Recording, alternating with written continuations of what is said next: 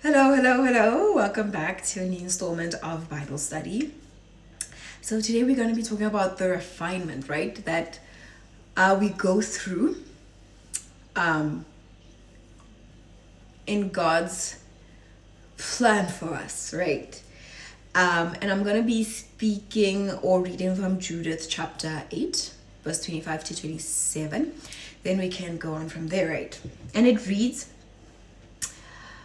"Besides all this, we should be grateful to the Lord our God for putting us to the test, as he did our forefathers. Recall how he dealt with Abraham and how he tried Isaac, and all that happened to Jacob in Syrian Mesopotamia while he was tending the flocks of Laban, his mother's brother. Not for vengeance did the Lord put them in the crucible to try their hearts, nor has he done so with us.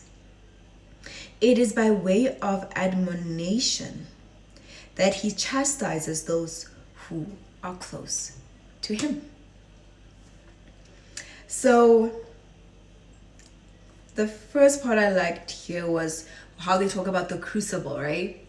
How God puts our hearts in the crucible, and this is his process of trying our hearts.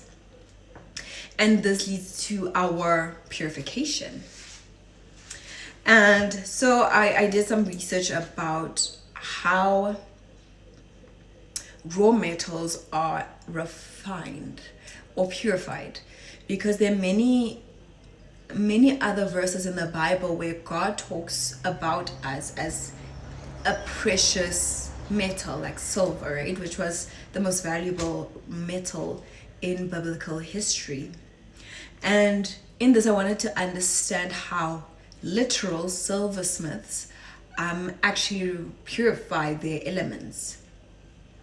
And the process is as follows, right?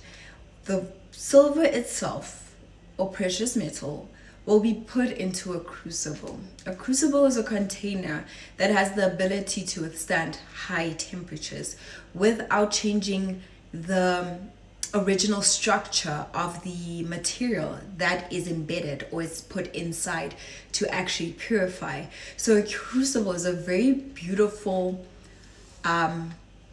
instrument in God's process, because as much as it is a vessel to withstand high heat and therefore be able to purify something outside of itself, it never changes its original form, meaning the crucible, and it doesn't change the original form of the metal itself. So the crucible has a humbleness in its being. And when a metal is put into this crucible, it's put under high temperatures. And through the process of refining silver, the silversmith has to be present at all times, even in the manner of the fact that their hand is actually the one that holds the crucible where the fire is most potent. And when asked, right, when asking a silversmith why they do this, they say it's because silver, as much as it can reach very high temperatures, when a certain temperature is exceeded, it has the ability to lose its value, meaning that it can become damaged.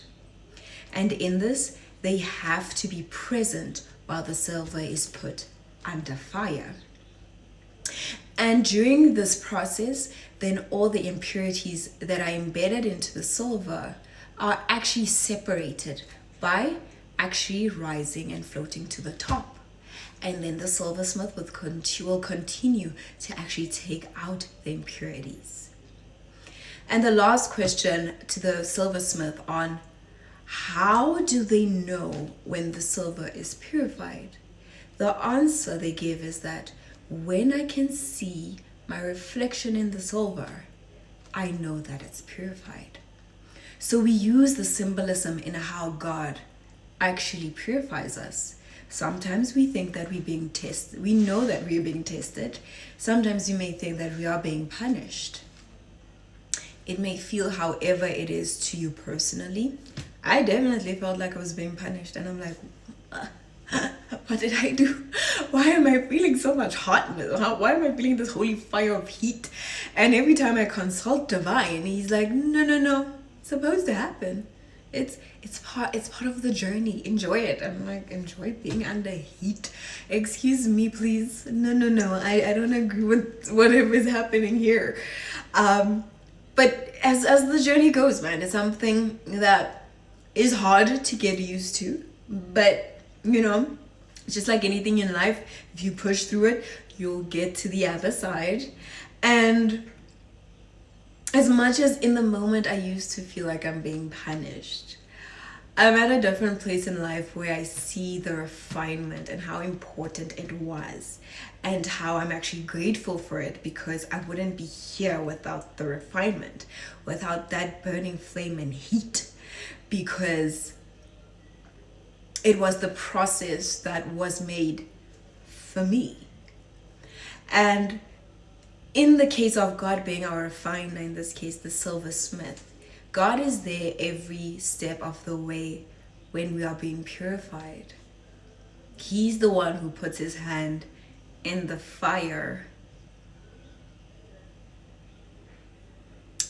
or puts the crucible in the fire, where we are embedded into that crucible, or we are actually existing in that heat.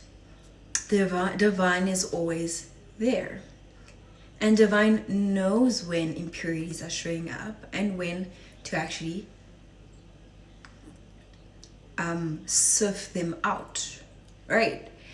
And we see this process being so continuous, because you always ask yourself, when is it going to end? God, I am tired. I can no longer do this. When does this end? And that question is actually answered by the silversmith. It only ends when God can see his reflection in you.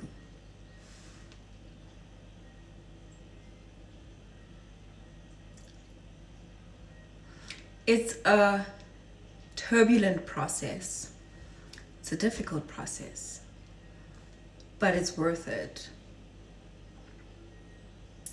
It is part of the journey of knowing that regardless of the situation, Divine is with me. Regardless of what I've been through, I will make it out. And the results of that work is for me to look like my Creator. Because our lives has been so much enslaved by circumstances and events and situations that we are not even able to recognize who we are anymore. And sometimes when we see ourselves, it's never, and it's hardly even in a good light. So when that moment of yours, when that moment in life comes and you can no longer take who you are becoming or who you have become due to circumstances in your life, it's time for you to turn to Divine and to call out. Because as I've said many a times, Divine finds you where you are. We don't go looking for Divine. We don't get up, get clean, go to church and be like, oh, Divine, I found you. No. Where you are right now, you can call on Divine. And he, she, whoever, the universe, the source, the monad, will answer. And you should be ready for the refinement process. It may be difficult, but it's always necessary.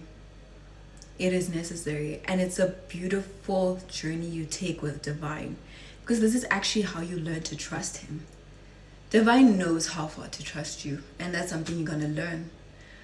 But he'll always keep pushing you to be better, because that better you will become, that's already who you are. Thank you.